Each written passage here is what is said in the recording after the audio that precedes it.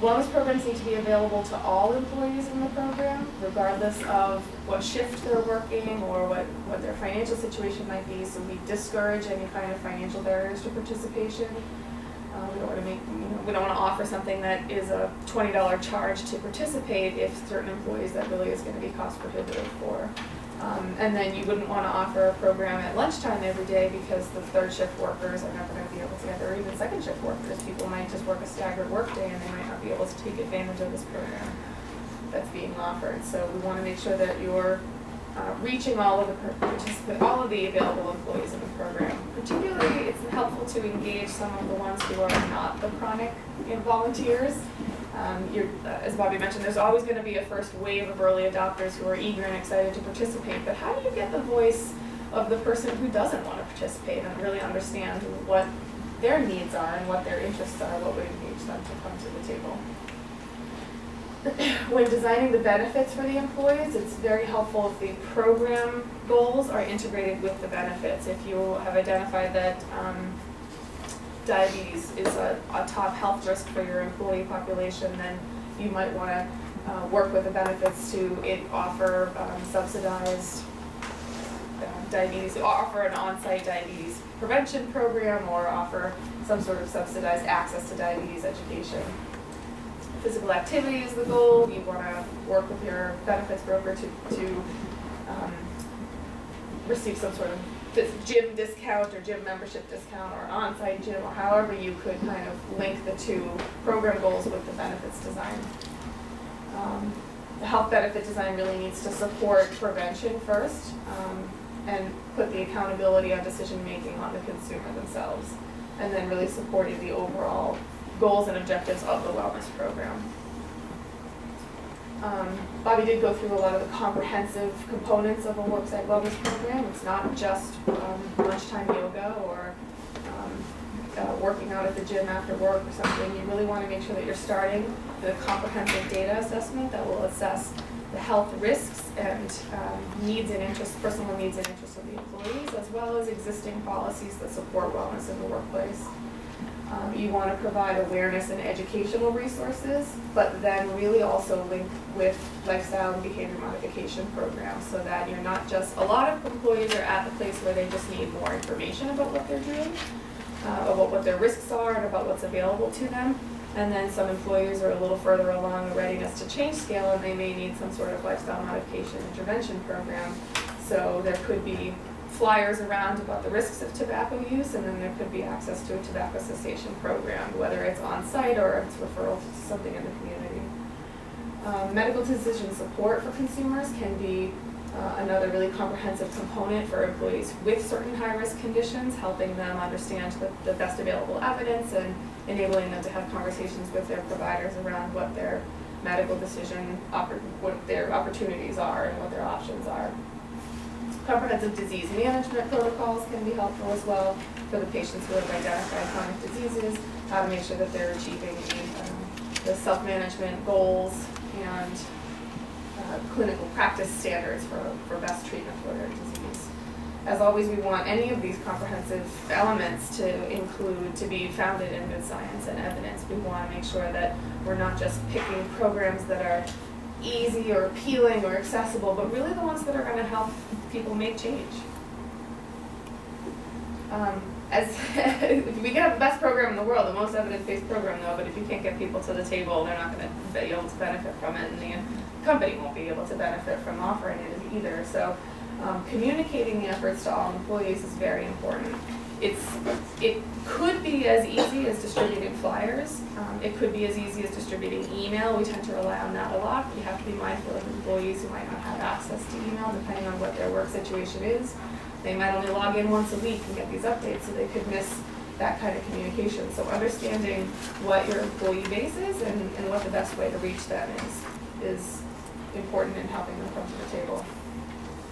I mentioned awareness and education programs is another way to sort of, how can we let people know that this is a risk for us, this particular condition is a risk for this employee base, or this is what we have available to you in various ways. You could host a program in order to raise awareness about it. But I think one of the biggest ones that's well understood is incentives. I mean, incentives absolutely drive participation in programs, and while there's less strong evidence that suggests they actually support change, you can actually, but it does drive participation, and so we can get people linked to the programs, and the more people who are accessing the program, the more likely to make the change. There should also be an established plan for measurement and evaluation. Anytime you're going to be offering a program, you want to be able to determine whether it was worth it or not for the company. Not only to continue to build a budget for the wellness program, but also to be able to sell it to senior management and be able to sell it to other employees to say, you know, we ran this Weight Watchers at Work program, and look at this, half the people who participated, obviously not providing any names, but you can say 50% of people who came through the program were able to reach their weight loss goals over the course of 3 months, or 50% of the people in the department were able to participate in this program. So that kind of communicating those measured goals and outcomes really is important in offering follow-up programs and convincing senior management that these programs were successful and worthwhile, and really not only did the employees enjoy it or participate in it, but maybe there were also cost or quality outcomes associated with it. So you'd want to be tracking participation, you'd want to be tracking program costs to show the return on investment for what it is that you've offered. It's very important too, I'm going to make a special comment about communicating the performance data, because we recently did like a pedometer challenge at the department where it was sort of handed to us in a prepackaged manner, and we sort of carried it out for the employees, but then there wasn't great communication coming back around who won the incentives. You know, if you participated, you were entered into a raffle for a gift card or something, and there was no real communication around who won or which team won the program, and so then it just kind of felt disconnected for the employees, and we didn't really have a good sense of, well, is it over? Did it work? What was having some sort of celebration at the end of something like that, or communicating, this was great, we lost this much weight, we walked this many steps. This is a really good tool to increase employee engagement as well as continuing to garner support from senior management. I think I'm done the top 6 key components of wellness programs. And I'm going to actually, before I go into the compelling argument, I do want to circle back to the Model Wellness Guide. So Bobby spent some time earlier this morning kind of going through the criteria and eligibility for the wellness tax credit.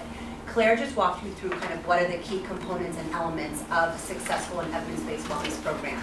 The two definitely mirror together by one document, as well as the wellness tax credit website, and that is the Model Guide. The Model Guide is on the Wellness Tax Credit webpage that was put up earlier on the slide set by Bobby. It is also on that little small, not so small document that has oodles of great resources for you. And what the Model Guide, it was chartered for the Department of Public Health to develop this Model Guide from legislation under Chapter 224. And I want to emphasize that this guide is intended for both payers, payees, consumers, and businesses.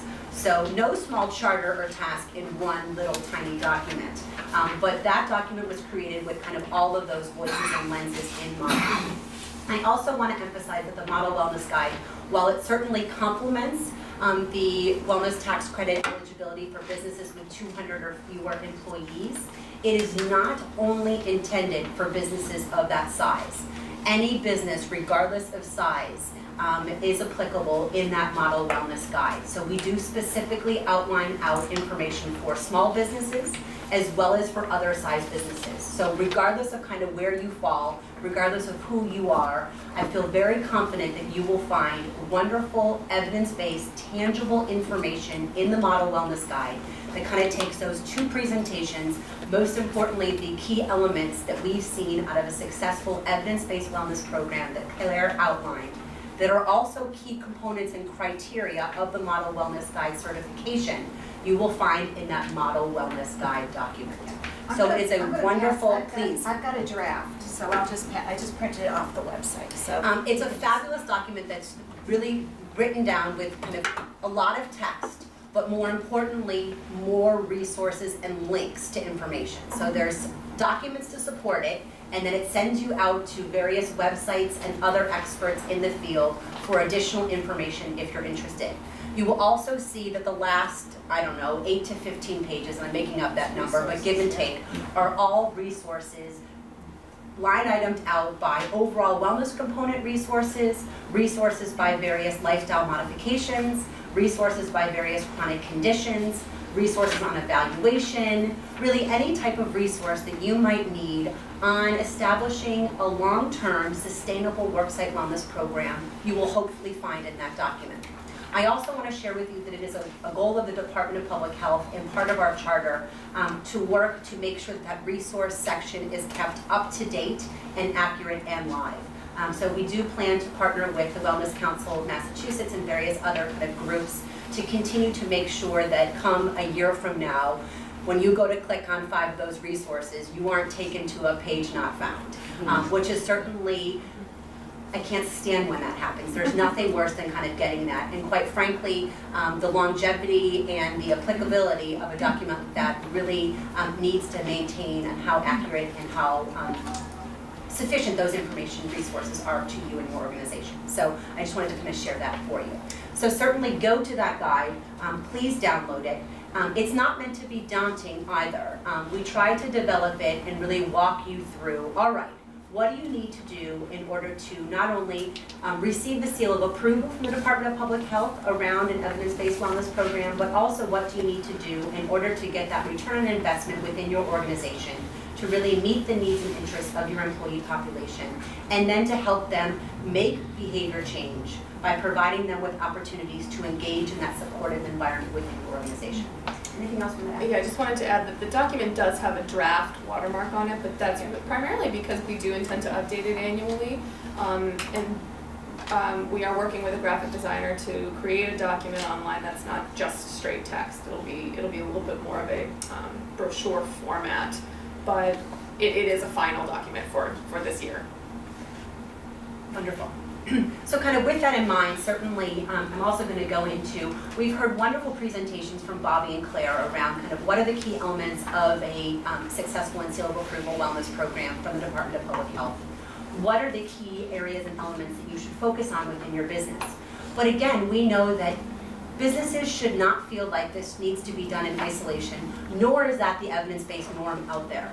There is really an important element that needs to happen, and what a wonderful opportunity Amanda and MetroWest Moves have created for all of us today to really join forces, to come together, to collaborate, and to do this collectively in our community, in an environment where we can work together, band together to accomplish this change.